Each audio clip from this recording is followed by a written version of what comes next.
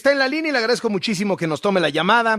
La doctora Lorian Jiménez Faibi, jefa del Laboratorio de Genética Molecular de la UNAM, doctora en Ciencias Médicas con especialización en microbiología, egresada de Harvard. Doctora, qué gusto.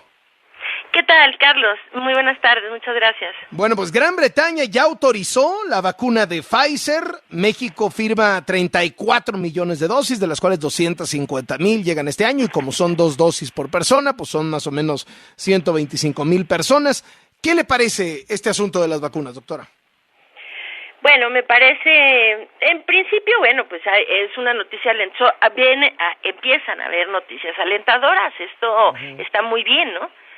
Pero creo que todo esto se tiene que tomar con un grano de sal y ser muy cautelosos en la forma como esta información se da a conocer. A mí, en lo particular, me preocupa mucho que sean siempre los voceros de las farmacéuticas y los personajes o personalidades políticas quienes estén dando los anuncios de las vacunas, ¿no? Entiendo que estamos en una situación muy particular, pero necesitaría ser, es decir, el escrutinio, la comunidad científica, los científicos quienes hablaran más sobre las vacunas y menos la gente que tiene, pues, vamos a decir, intereses, ¿no? Intereses propiamente, ¿no? Pues eso. Ahora, parece que aquí es el gobierno de Gran Bretaña, ¿no? Hasta Boris Johnson lo andaba festejando, el primer ministro de Gran Bretaña, etcétera, etcétera. Así es, pues sí, fue el primer ministro de Gran Bretaña. Allá hay que tener algunas precauciones con esto, ¿no? Se necesita saber esto. Hasta el momento no hay una sola vacuna en el mundo que tenga sus estudios de fase 3 publicadas en una revista científica. Esto es algo que nunca ha pasado en la historia de las vacunas. Es decir, que los ensayos preclínicos se publican siendo sometidos al escrutinio científico, se publican en revistas científicas arbitradas, revisadas por pares, ¿no? Y entonces se dan a conocer al mundo y de ahí se parte. Los preclínicos, las fases 1, las fases 2, las 3, etcétera. Ahorita lo que sabemos de los resultados de la fase 3, todos son resultados preliminares. Y son resultados que no han sido publicados en ninguna parte más que a través de boletines de prensa proviniendo de las propias farmacéuticas. Esto pues a mí me preocupa mucho. O sea, hay que tomársela, ¿no? Con mucha cautela, ¿no? Hay que tomársela con cautela y también esto que se dice, en México va a venir la vacuna de Pfizer. Necesitamos saber qué viene de información realmente seria y qué viene de información que es demagógica, ¿verdad? A ver, ojo, la vacuna de Pfizer es una vacuna muy complicada de administrar masivamente en cualquier población, más en una población como la nuestra. Es una vacuna que viaja a menos 75 grados centígrados, que tiene que ser almacenada así. Quiere decir que requiere una red fría de ultracongelación, misma infraestructura de la cual nuestro país carece.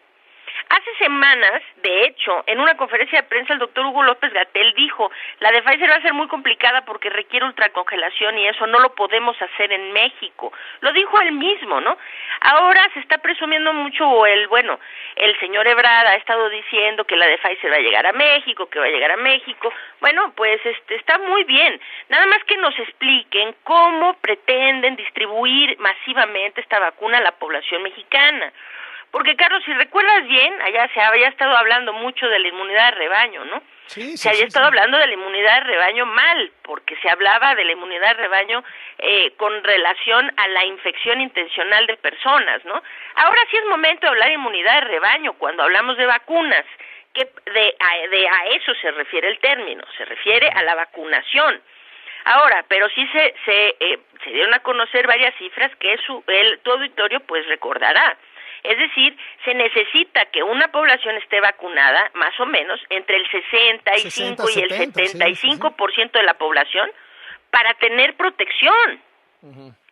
Entonces, ¿cómo se pretende que la población mexicana, el 70% de la población mexicana quede vacunada con una vacuna que es la más cara que hay en el mercado, que requiere 2 dosis para quedar protegido y que además viaja en una red de ultracongelación, la cual no contamos? Entonces, creo que hay que tener muchísimo cuidado. Son noticias alentadoras sin duda, Pero si estas noticias van a llevar a la gente y a los gobiernos a relajarse pensando que la solución mágica está a la vuelta de la esquina cuando no es así, entonces hablar de las vacunas terminará siendo algo contraproducente. Yo creo que ahorita la gente se tiene que cuidar de lo que sí puede hacer, y lo que podemos hacer es prevenir el contagio y tratar a la gente de forma temprana para salvar vidas, ¿no?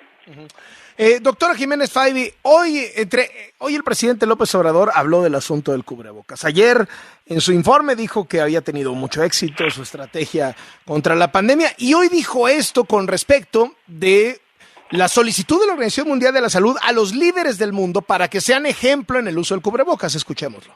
¿Pero no cree usted que si usara el cubrebocas sería como un ejemplo para los demás ciudadanos? Pues me dice el doctor Hugo López-Gatell, que es el que me orienta, y el doctor Alcocer, que no es indispensable. Yo me guío por lo que me recomiendan los encargados de llevar a cabo pues toda la estrategia para enfrentar la pandemia. Desde el principio lo que me han recomendado es que guarde la sana distancia, que eso es lo más importante. ¿Qué le parece, doctora Jiménez Faibi? Me parece verdaderamente increíble. Me parece, para ser así completamente franca, una aberración. Es una aberración tras otra lo que acabo de escuchar en ese clip. Estaba ya enterada que el señor presidente había hecho esta declaración, la misma que hizo hace como 3 meses, ¿no? Y la repite ahora. Después es como ver la tormenta y no hincarse, ¿verdad? La gente se está muriendo. En nuestro país la gente se está muriendo. Se está muriendo a consecuencia de que les falta la información necesaria y suficiente y veraz, suficientemente veraz, ¿sí? Para poderse proteger. No, se están muriendo porque no se les atiende a tiempo en los hospitales, se están muriendo porque no tenemos suficientes pruebas en nuestro país. Es decir, puedo seguir con una lista larga de razones por las cuales se están muriendo. Una de ellas es esto: los mensajes provenientes del nivel más alto de la autoridad, que son mensajes que están llevando a la gente a tomar medidas que son conducentes al contagio. No entiendo por qué nuestro señor presidente reitera esto, teniendo la evidencia científica enfrente desde hace meses. Son cúmulos de evidencia científica, no existe controversia. Es decir, que quede claro al auditorio que no hay controversia en términos del uso del cubrebocas. Usar cubrebocas sirve para disminuir los contagios de COVID-19, tanto para contagiar como para recibir el contagio. Esto es incontrovertible. La evidencia es clara y contundente. ¿Por qué insistir en ello? No lo entiendo, no me lo puedo explicar. Lo que sé es que es realmente muy negativo que venga de nuestro propio dirigente máximo, ¿verdad? Sí, el presidente de la República, con tanta popularidad, una instrucción de este tipo. Tanto arrastre, ¿no? Increíble. Ahora, doctora Jiménez Faibi, el gobernador de Jalisco, Enrique Alfaro, que es de oposición, que es de MC, abrió el fin de semana el estadio de las Chivas para un partido. Dijo que lo hizo con sana distancia, con 4,000 personas, que realizó más de 1,000 pruebas, que nadie salió positivo, que no ha habido ningún problema, ninguna bronca. No lo va a abrir hoy, que es la semifinal. Fue una prueba piloto, según dijo, y ahora está planteando que se pueda regresar a clases presenciales en Jalisco el 25 de enero. Argumenta que sus cifras están muy bien a la baja, 20 y tantos % de hospitalización nada más, etcétera, etcétera. ¿Qué le parece? Ay, Dios mío, pues me parece terrible, Carlos. Me parece, no sé, ¿en qué están basando sus números? Porque los datos están, los políticos hablando una cosa y los datos, las cifras reflejan otra completamente diferente. A ver, el estado de Jalisco no va a la baja. No sé de dónde sacan para decir eso. Es decir, los números de casos activos confirmados en el estado de Jalisco tienen una alza franca en aproximadamente las últimas 5 semanas. No solo eso, hay indicadores muy preocupantes en el estado de Jalisco. El estado de Jalisco tiene hoy 52.5% de positividad si se toman en cuenta las últimas 4 semanas. Es decir, su positividad acumulada de toda la pandemia es de cerca del 45%, lo cual ya es muy alarmante.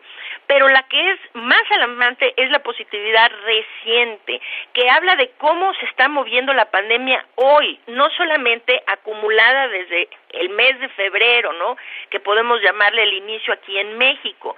Entonces, con una positividad del 52.5% en el estado de Jalisco, y esto, desde luego, ¿no?, aunado a un aumento en los casos activos, a un aumento en una cifra que es también sumamente preocupante, que es el de los casos pendientes de resultados, es decir, los sospechosos. Jalisco está arrastrando casi 20,000 casos sospechosos en este momento, sí, con una curva que es de franco ascenso. Quiere decir que la capacidad de pruebas en el estado de Jalisco tampoco es suficiente, no es como si ahí tuvieran una condición distinta de la que se tiene a nivel federal, o en otras partes del país. Tener casi 20,000 casos y después estar reportando unos poquitos, 20,000 casos en un estado. Ahorita el país tiene más de 400,000 casos sospechosos. Que alguien me diga, alguno de estos políticos, nos explique qué carambas piensan hacer con los casi 500,000 de casos sospechosos que no se han podido catalogar, porque nadie, ninguno de ellos, ha tenido a bien ponerse las pilas para ampliar suficiente la cantidad de pruebas, tanto a nivel federal como estatal, para poder solventar esto. Se acumulan los casos sospechosos y ¿qué? ¿Cuántos de ellos ya se murieron? ¿A dónde van a ir a parar esos casos sospechosos? Está como muy, pues yo quiero decir que es muy mañoso, ¿verdad? Decir, los casos más o menos se estabilizan cuando el conteo de sospechosos sigue aumentando. Quiere decir que no tienen en dónde catalogarlos porque a esas gentes no se les están haciendo pruebas.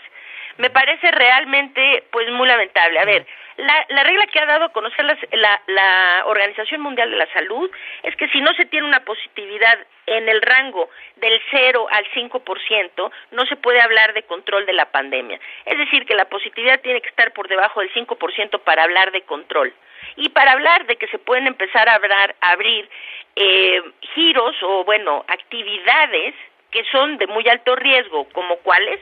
Como los gimnasios, los estadios, las escuelas, ¿verdad? Los restaurantes, los teatros, es decir, todo lo que implica mucha gente en cercanía durante ratos prolongados en un sitio que es cerrado, ¿no? O sea, entonces, pues se está hablando precisamente de esas actividades, las más riesgosas. Se dice la Organización Mundial de la Salud que no pueden este tipo de actividades ocurrir si la positividad en un lugar no está por debajo del 5%. Ahora, si el estado de Jalisco tiene una positividad, como ya dije, que rebasa el 50%, o sea, 53%, entonces pues necesitamos ver de qué estamos hablando. O sea, ¿cómo se puede exponer más a la gente con estas cifras enfrente? No me lo puedo explicar. O sea, con base ¿Qué recomendación le hace, doctora, a la gente? La recomendación de las personas es esto: independientemente, los políticos nos están diciendo muchas cosas que no necesariamente son ciertas y muchas cosas que no necesariamente nos van a llevar a protegernos del contagio o a proteger nuestras vidas. Lo que yo puedo hacer, y hago un llamado enérgico a quienes me escuchan en la población, es esto: digan lo que digan ellos, es momento que nosotros nos cuidemos. Esto es algo que necesitamos ver, es decir, empodérese cada persona para cuidar su vida y su salud. ¿Qué es lo que necesitan hacer? Lo más importante, cuidarse a toda costa del contagio. Y esto lo logran utilizando cubrebocas bien puesto, no solo sobre la boca, sobre boca y nariz, bien puesto siempre que salgan de casa. Puedan o no guardar distancia, estén en un lugar cerrado o no, estén en un lugar con gente o no. Es decir, siempre que salgan de casa, usen correctamente el cubrebocas. Esto es crucial. Además de esto, eviten espacios cerrados, ventilen los espacios cerrados. Lávense mucho las manos, desde luego, y eviten lugares en donde hayan aglomeraciones, es decir, donde haya mucha gente. Eviten por lo menos permanecer en esos lugares durante tiempos prolongados. Entonces, lo primero es, cuídense del contagio. 2, vigílense en casa, autovigílense en casa, tengan un oxímetro, un termómetro y lleven autovigilancia en casa que les permita detectar ustedes mismos si existen o comienzan a tener signos tempranos de deterioro pulmonar causado por COVID-19. Ustedes podrían no darse cuenta que están infectados, se podrían no tener síntomas evidentes de la enfermedad, es decir, pueden no tener fiebre, dolor de cuerpo, dolor de cabeza, escurrimiento en la sangre, puede que no tengan estos síntomas, pero si están contagiados, pueden empezar a tener deterioro pulmonar y esto lo pueden detectar con oximetrías y con la autovigilancia de su oxigenación, de su pulso y de su temperatura. Quiere decir, cuídense del contagio, vigilen su enfermedad y si llegan a presentar cualquier signo o síntoma de alarma, lo más importante es no esperar.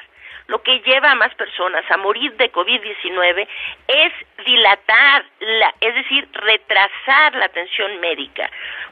Si ustedes acuden a tiempo a la atención médica, están ustedes salvando sus vidas, están ustedes poniendo sus vidas en mejor probabilidad de ser salvadas, porque la enfermedad puede ser tratada muy bien de forma temprana, pero si esperan a que el daño pulmonar haya avanzado demasiado, puede ser demasiado tarde para salvarse.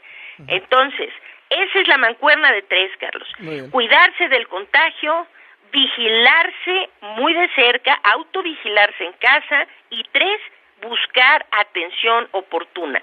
Esa es la mancuerna que no necesitamos que el gobierno haga nada. Nosotros lo podemos hacer en casa. Esta es la forma como salvamos vidas. Muchísimas gracias, doctora. Gusto saludarle. Muchas gracias. Hasta luego. Hasta luego. La doctora Lorian Jiménez Faibi, quien es egresada de Harvard, es jefa del Laboratorio de Biología Molecular de la UNAM.